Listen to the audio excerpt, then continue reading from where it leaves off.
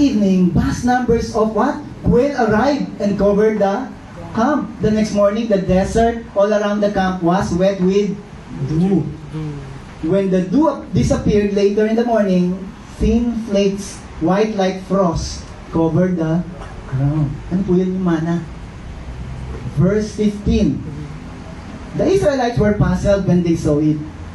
What is it? They asked. And Moses told them, it is the food the Lord has given you. The Lord says that each household should gather as much as it needs.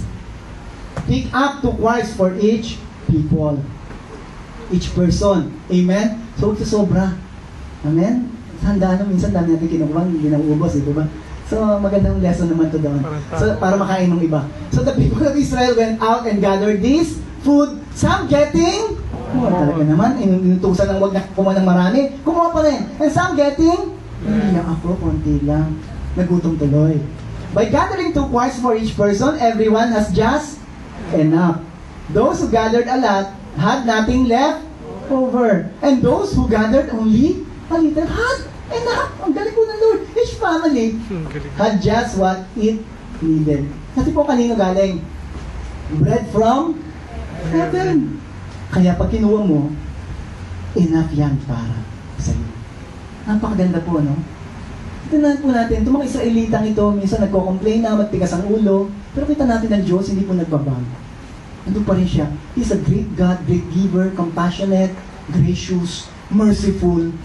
Nandun lagi magpo-provide. Kapatid, maaaring ganun ka. Ang Diyos, nandiyan pa rin sa iyo. Hindi ka niya kakalimutan, hindi ka niya pabayaan. Magpo-provide siya. Balikan po natin yung 1 Corinthians chapter 10, verse 1 to 4. Pastor Ripe, mas entitled ba ako dyan sa mga sinasabi mong victory na yan? Guidance, protection, provision ng water, at saka ng food, at saka ng meat, ng mga bagay na yan ang kailangan, kahit nasa gitna ako ng problema? Ang sagot po, yes and amen. Balikan po natin yung chapter 10 ng 1 Corinthians, verse 1 to 4. Tingnan mo natin. I don't want you to forget. Ano po sabi ni Paul? Huwag mo raw kakalimutan. Ito rin po sinasabi ko sa inyo, huwag nyo kakalimutan. May Diyos kang dakila na magpo-provide lahat ng pangangailangan mo. Magbibigay sa inyo ng victory. Magbibigay sa inyo ng gabay. Tuloy natin. Dear brothers and sisters, what happened to our ancestors in the wilderness long ago? God guided all of them by sending a cloud. Right now? And that moved along ahead of them. And He brought them all safely, victory, protection, through the waters of the sea on dry ground. As followers of Moses, they were all baptized in the clouds and the sea. Verse 3. And all of them ate the same miraculous food. And all of them drank the same miraculous water. For they all drank from the miraculous rock that traveled with them. And, ginuhit ako, and that rock was Christ. Sabi ni Paul, lahat na nangyari ngayon, blessing na yun, that thing, galing yan kay Christ. Ang Panginoong Jesus nagmamanifest na. Before pa ang Lord ipanganak sa Bethlehem, nagmamanifest na yung blessing na yun sa kanila. And that same blessing, mas karapatan mo rin sa buhay mo, yung karapatan mo yan. Dahil yung blessing na yun ay tinapos ang Panginoon sa krus ng Kalbaryo. That's why, Christ is the great giver. Amen? He gave the best gift na binigay. Alam po natin yan, yung buhay niya. And through that, na-experience natin yung great giving ng Panginoon. Anong una niya ginawa? He gave us great victory.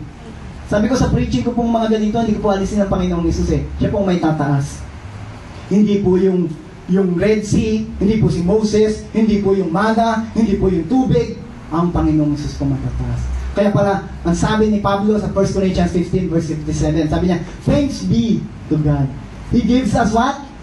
Victory. Nikaw, through our Lord Jesus Christ. Alin po galing victory natin? Lord Christ. Receive the Lord Jesus Christ as your Lord and Savior. Kapatid, victorious ka. Positionally, victory ka. Hindi ka ngayon kumikilos para ma-attain mo yung victory. Nagmumula ka sa victory, kaya victorious ka. Nakuha niyo po ako? Di ba, nagkumikilos para mag-victorious ako, ikilos ako. Hindi po, ang pinanggalingan mo na victorious. Kasi nakatayo ka na kay Kristo. Ang position mo, victory na. So now you will walk Hindi ka nag-exert ng maraming effort kasi victorious na yung paglakad mo ng galing kay Kristo. Kaya ngayon hindi ka nahihirapan. Hindi ka nag-exert ng effort, hindi ka nagpapakahirap. Nagiging magaan kasi pinanggagalingan mong posisyon kay Kristo kasi Kristo ay victorious. Kaya nga si Pablo sabi niya, purihin ng Diyos. Dahil binigyan ako ng victory ng Panginoon. Who always gives us victory through our Lord Jesus Christ. Paul knows he knew his position. Kapatid, alam mo yung position mo, victorious ka na. Eh, Pastor Ipe, meron ng problema ngayon eh. Sino bang Panginoon mo? Si Kristo? Victorious ka. At yung problema yan, malalagpasan mo yan. Kasi yung Kristo ay kasama mo na patuloy na victory ng buhay mo. Amen? Palakpakan natin ang Diyos. Christ is the protection and guidance. Sabi niya sa John 10:27-29, My sheep listen to my what? Voice. Are you a sheep of the Lord? Amen. Sino shepherd mo? Jesus. Si Jesus. Amen? Nagsiship-shipan ka lang ba? Hindi. Sheep ka nga eh. Shepherd mo siya eh.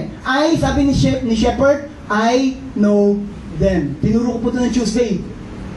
Kaya kung nandito ka Tuesday, alam mo na to. I know them and they follow me. Kasi bakit? Sheep sila ni Lord eh. Shepherd eh. Amen? Susunod sila at kilala. Isang bagay. Napakaganda pong assurance ng I know them. Yung shepherd mo, kilala ka personally. Alam niya yung pinagdadaanan mo. Kaya yung protection niya, kung kano kailangan mong protection, alam niya lagi yon. Provision, kaya niyang bigay yon. Guidance, yes. Kasi kanya ka eh. He knows you. Sabi mo sa katabi mo, kilala ka ni Lord. Kilala ka ni Lord.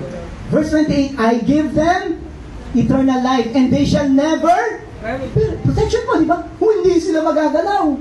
Bakit?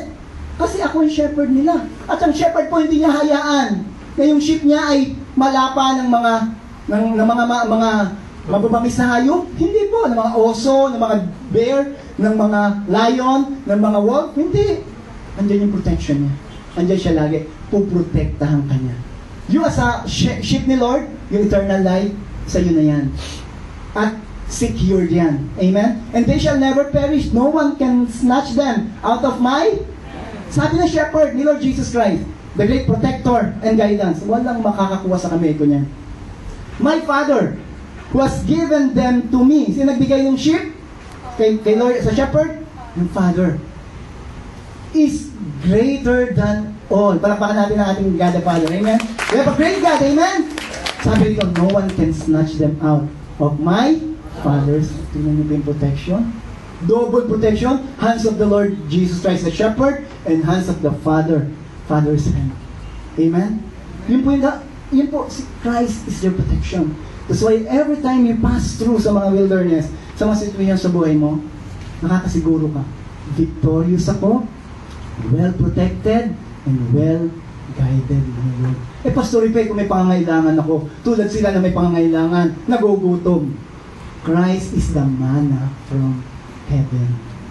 John 6:32, tingnan na natin, 35. Jesus said, I assure you.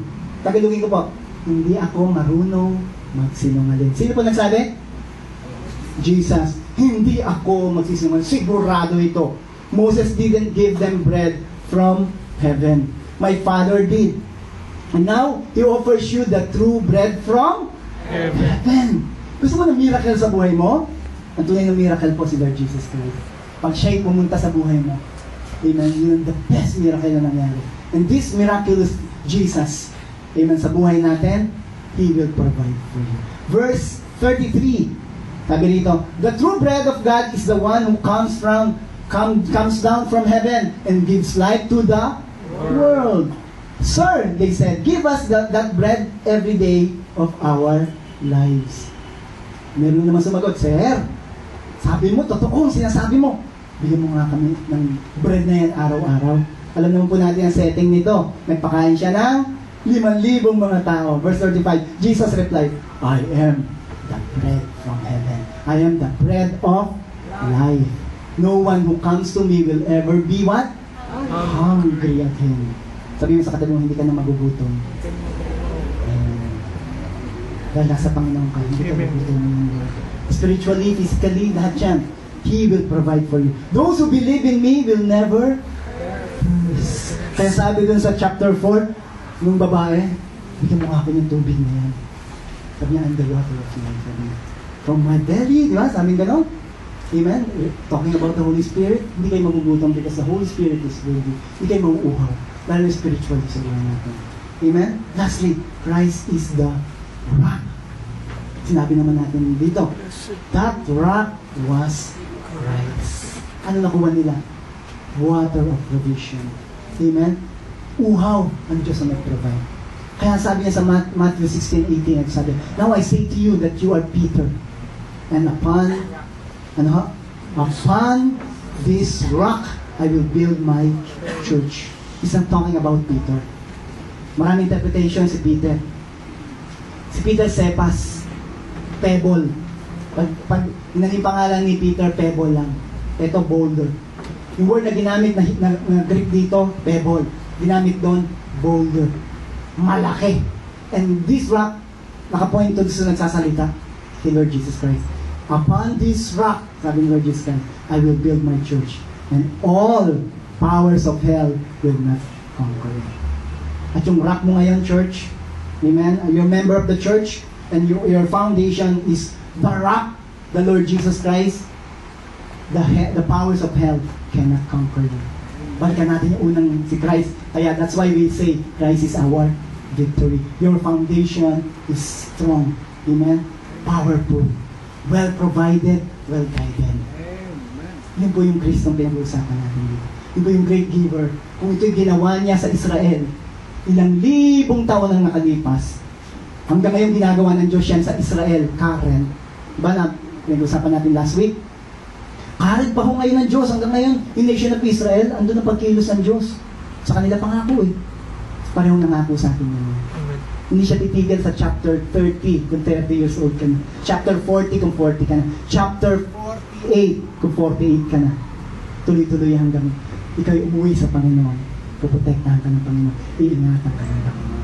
At gagawa sa iyo, Panginoon. And wala ka ng reason ngayon na this coming Sunday, pumunta ko na ako sa church. Hindi obligasyon ito. Ito ngayon, pupunta ako doon dahil maraming ginawa sa akin ng Panginoon. Magbabalik ako ng papuri sa Kanya. Magpapasalamat ako sa Kanya. Yun pong dineclare ng psalmist sa Psalm 18 verse 1 to 3. And I will end sa 3 verses na ito. Ito sabi niya. Sabi ng psalmist, amen, balikan ko lang muna ho, bago natin basahin. This is the Psalm of David. No, a Psalm of David, servant of the Lord. He sang this song to the Lord on the day the Lord rescued him from all his enemies and from Saul. Habang nandun siya sa wilderness. And eventually, dahil sa wilderness, nakita niya that the Lord is his victory. And the Lord is his guide and protection. The Lord is his provision, his rock. Ano po nangyari? Ito yung kinanta niya. Verse 1 ng Psalm 18. Anong muna niya sinabi? I love you, Lord. Amen? Can you say that to the Lord? I love you, Lord. I love you, Lord. Great giver, great God. Ginawa sa atin. Kaya nasabi niya, you are my strength. The Lord is my rock. My fortress. Kinanta natin kanina, di po ba? My Savior. My God is my rock. Inangkin niya. In whom I find protection. He is my shield. The strength of my salvation and my stronghold. That's why verse 3, I will call on the Lord. Who is what? Who is worthy of praise. For He saves me from my enemies. Victory. Pwede po ba natin kantahin yan ngayon? Ngayon, bago tayo magtapos. Let's sing that song again, Your Name. Amen? Mga pianista ko at mga kasama ko. Let's sing this song.